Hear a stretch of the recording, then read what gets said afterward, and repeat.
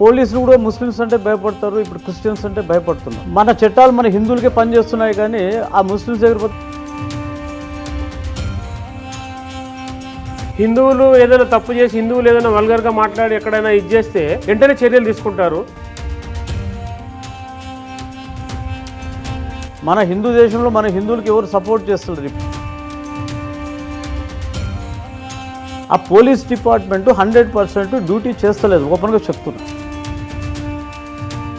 ప్రవీణ్ అనే వ్యక్తి చనిపోయి ఉన్నాడు, చనిపోవడం లేదు, చంపేశారనేది వాళ్ళ వాదన.